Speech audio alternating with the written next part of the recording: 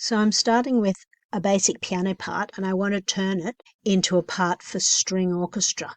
So the first thing I'll do is in the Home, Add and Remove Instruments menu, which is I for Instruments, I'll look at the strings, and a string section has violin 1, violin 2, viola, cello and bass. And the easiest method is to double click the line you want, and you'll notice in my original piano part I've got 2 lines in here, so I'll Control C it, and then down here I'm going to select the bar, hold down Shift and select this bar as well, and in the Note Input menu there's this thing called Explode, and you'll see it automatically pastes the first 2 lines on violin 1 and 2, and I can do this as well for these lines, so Control C, click the viola part, hold down Shift, click the cello part, and in Note Input I can explode those 2 lines onto there.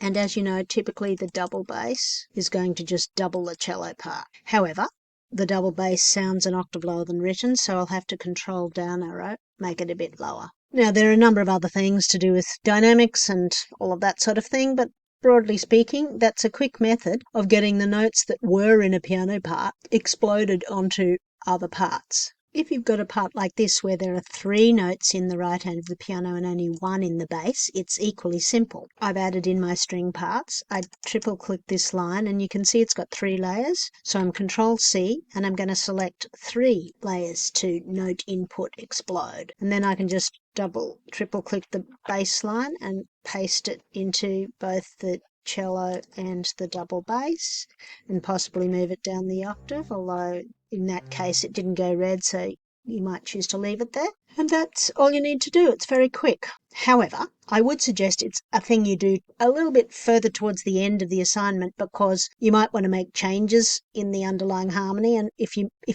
make a change up here, then you end up having to make it manually in other places, so that can be annoying. Unless you just re-explode, I guess you could do that. Like, for example, if I wanted to turn this into an F major 7 chord, which would have an E in it, then I'd have to remember that was the 3rd layer and I'd have to change that to an E, which, can be a little bit confusing, although I suppose you could just simply triple click, copy, and re-explode over the top, which will work perfectly well.